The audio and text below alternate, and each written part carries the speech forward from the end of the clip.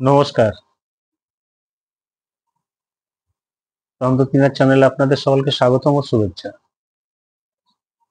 আজকে জল দর্পণ, এই জল দর্পণের জানকারি আমি আপনাদেরকে দেব। এই জল দর্পণ কিভাবে করতে হয় না করতে হয় আমি সম্পূর্ণ আপনাদেরকে বলে দিচ্ছি। আপনারা যদি এই জল দর্পণ করতে পারেন খুব ভালো হয়। এই জল দর্পণ করতে গেলে আপনাদের কি করতে হবে আগে সেই ব্যাপারগুলি আগে আপনাদেরকে বলছি, আপনারা মনোযোগ করে শুনুন। সামনে দুর্গাপূজা আসছে, সেই কারণে আমি যে চণ্ডী বরণ, এই চণ্ডী বরণের ভিডিও আমি বানিয়ে দিয়েছি। আর মা দুর্গা আর এক রূপ হচ্ছে চণ্ডী। মা দুর্গার ওখান থেকে যেখানে পুজো হয় সেইখানে দেখবেন একটি এরকম বড় মালসাতে দেখবেন এরকম জল দেওয়া থাকে ঠিক ঘটের পাশে। আর সেখানে মা দুর্গার মুখের যে ছবি, সেই ছবিটা সেই জলের উপরে পড়ে। এবং পুজো যারা দিতে যায় আর কি, অষ্টমী নবমীর দিন যারা পুজো দিতে যায় মায়ের মন্দিরে, সেখানে অনেকে কি করে পুজো দেওয়ার পর দেখবেন ওই জলে নিচু হয়ে মায়ের মুখ দর্শন করে, ওই জলের মধ্যে মানে ওই দর্পণের মধ্যে মায়ের মুখ দর্শন করে। আর সেই যে একটি বড় মালসা, সে মালসার মধ্যে যে জল থাকে ওই জলটি আপনাকে জোগাড় করতে হবে। তাতে আপনি ব্রাহ্মণকে কিছু দক্ষিণা দিয়ে ব্রাহ্মণের সাথে আপনি কথা বলে আপনি ওই জলটি জোগাড় করবেন। ওই জলটি জোগাড় করবেন আপনি কবে? ঠাকুর যখন নাকি বিসর্জন মানে হবে আর কি, তার ঠিক আগেটায় যখন এই ঘটে সুতোগুলা কাটবে, যে ঘটে যে সুতো বাঁধা থাকে, ওই সুতোগুলা কাটবার আগে আপনাকে ওই জল নিয়ে নিতে হবে। ওই জল নিয়ে বাড়িতে আপনি চলে আসুন। বাড়িতে আসার পরে ধূপ প্রদীপ দেখি সেই জলকে মা দুর্গার কাছে প্রার্থনা যাবেন যে মা তোমার এই জল দিয়ে আমি দর্পণ করব, তুমি আমার সহায় থেকো, তুমি আমার কর্ম সফল করো। এই কথাটি দুর্গা মাকে, মা চণ্ডীকে জানাবে। কিন্তু এই কাজ মানে করবার আগে আপনাকে কিন্তু চণ্ডী বরণ করে নিতে হবে। মা চণ্ডীকে বরণ না করে নিলে কোনো কাজ করতে পারবেন না। মা চণ্ডীকে আগে বরণ করে নিতে হবে। এইবারে ওই জলটি আপনি আনলেন, ধূপ প্রদীপ দেখিয়ে মায়ের কাছে আপনি প্রার্থনা জানালেন। এবার আপনি কি করবেন, যখন নাকি গ্রহণ আসবে, গ্রহণ তাতে চন্দ্রগ্রহণ হোক আর সূর্যগ্রহণ হোক, প্রতিষ্ঠা করা পুকুর যেখানে আছে, জাট পুকুর কিংবা প্রতিষ্ঠা করা পুকুর যেখানে আছে, ঠিক গ্রহণ যখন নাকি মোক্ষ হবে ঠিক সেই সময় আপনি সেখানে চলে যান। সেখানে গিয়ে আপনি জলে নামবেন না। সেখানে একটা কাঁচা কয়েন নিয়ে যাবেন, কাঁচা টাকার কয়েন, একটি গোটা পান, একটি সুপারি নিয়ে যাবেন, ধূপ প্রদীপ নিয়ে যাবেন।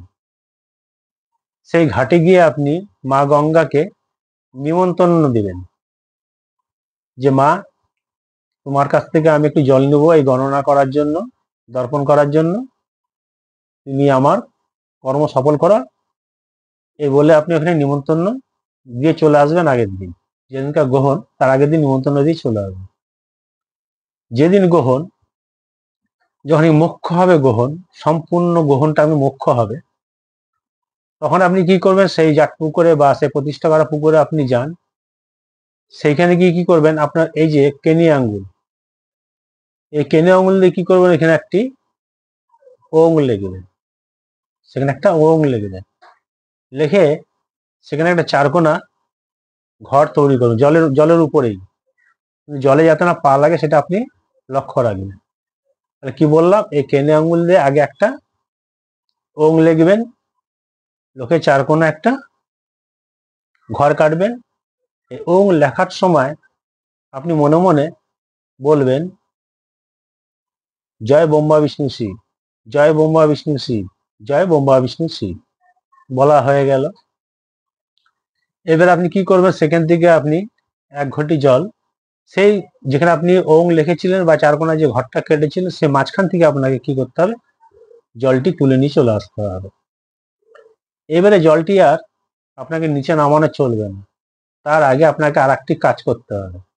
সে কাজটি হচ্ছে, বাড়িতে আপনি উঁচু কোনো জায়গাতে রাখুন একটা ফুল কিংবা একটা গাছের পাতা, যাতে না তিতা কোনো পাতা হয়, মিষ্টি কোনো গাছের পাতা। সব থেকে ভালো হয় ঘরের টুকরো যদি আপনি রেখে তার উপরে যদি ঘরটাকে আপনি রাখেন উঁচু জায়গাতে, নিচে নামাবেন না।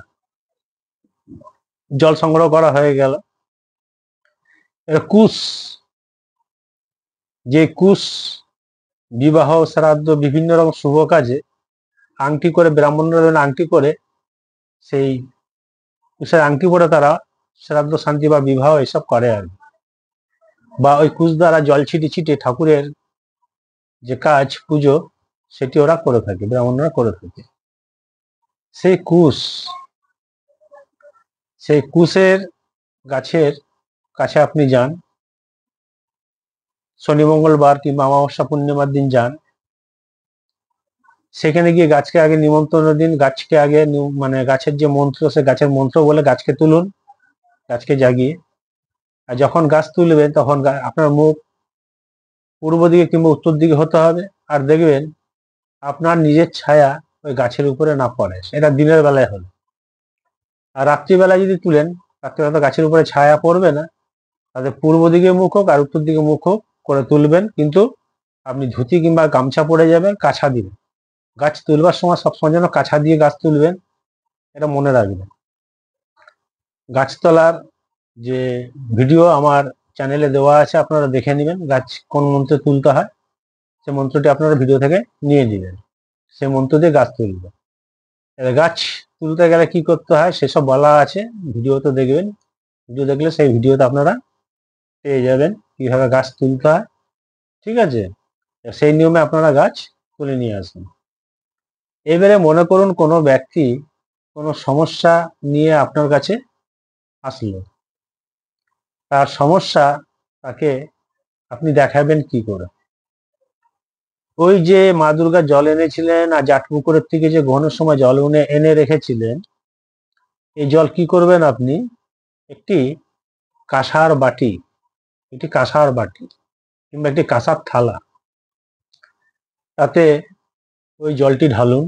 আর তার সাথে মা দুর্গার যে জল আর ওই পুকুরে যে জল আপনি এনেছিলেন, দুটো একসাথে ঢালুন।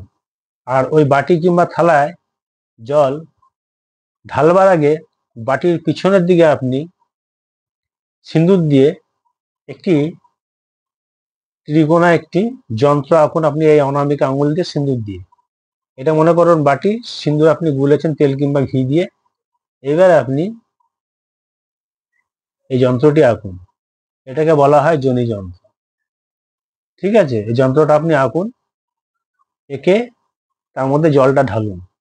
আর এই জল গণনা করার পরে যদি না আপনি পরিবর্তন করতে চান, তাহলে একটা খড়ের বিড়া করবেন কিংবা মাটির একটা ঢেলা, আপনার ওই ঠাকুরের আসনের কাছে যেখানে বসে আপনি কাজকর্ম করেন সেইখানে কি করবেন, একটি মাটির ঢেলা তৈরি করে রাখবেন। মাটিকে কাদা করে সেখানে একটা গোল, যেরকম ঘট বসানো হয় মাটির উপরে, ঠিক এরকম একটা ঢেলা করবেন। আর ওই বাটিটি, ওই কাঁসার বাটিটি ওখানে ফিক্সড আপনি এখানে বস করিয়ে রেখে দেবেন, এটা নাড়াচাড়া করবেন না। তাহলে ওটা আপনি সারা জীবন গণনা করতে পারবেন। নাহলে গণনা হয়ে যাওয়ার পরে ওই জল আপনি হয়তো তুলে রাখতে যাবেন, আবার পড়ে যাবে, পায়ে লেগে যাবে, বিভিন্ন রকমের ছোঁয়াছিনি হয়ে যেতে পারে। কিন্তু ওই জলে যখন আপনি গণনা করলেন, গণনা করার পর যখন নাকি জল কমে আসবে, আবার আপনি দুটো জল ওর মধ্যে পূর্ণ করতে পারেন, কোনো অসুবিধা নেই। মানে আপনার কাছে এই দুটো জল যতদিন থাকবে আপনি অসংখ্য গণনা করতে পারবেন, অসংখ্য গণনা করতে পারবেন। এইবারে কোনো ব্যক্তি হয়তো আসলো, ওই যে বাটিতে কিংবা কাঁসার থালাতে যে আপনি জলটা ঢেলে রেখেছেন, ওইখানে ভিডিওতে যে মন্ত্র আমি টাইপ করে দিব, সেই মন্ত্র 3বার বলবেন, একবার ফু দিবেন। যে রুগী আসবে, যে ব্যক্তি আসবে তার শরীরে ফু দিবেন। ফু দেওয়ার পরে এইভাবে আপনি 7বার করবেন। 3বার মন্ত্র বলে একবার ফু, অর্থাৎ 3×7 = 21 বার। ঠিক আছে, এভাবে তার গায়ে ফু দিবেন। আর ওই কুশ দ্বারা আপনি জলটাকে এভাবে ঘোরাতে থাকবেন। একবার ডান দিকে ঘোরাবেন, একবার, একবার বাঁ দিকে ঘোরাবেন, একবার ডান দিকে ঘোরাবেন মন্ত্র বলতে বলতে। যখনই 3বার মন্ত্র বলা হয়ে যাবে একটা ফু দিয়ে দেবেন। এভাবে আপনি 3×7 = 21 বার এভাবে করতে থাকুন। আর ওই ব্যক্তিকে যে এসেছে তাতে রুগী হোক বা অন্য কোনো বিষয় সে দেখার জন্য মানে যা কিছু দেখতে চায় আর কি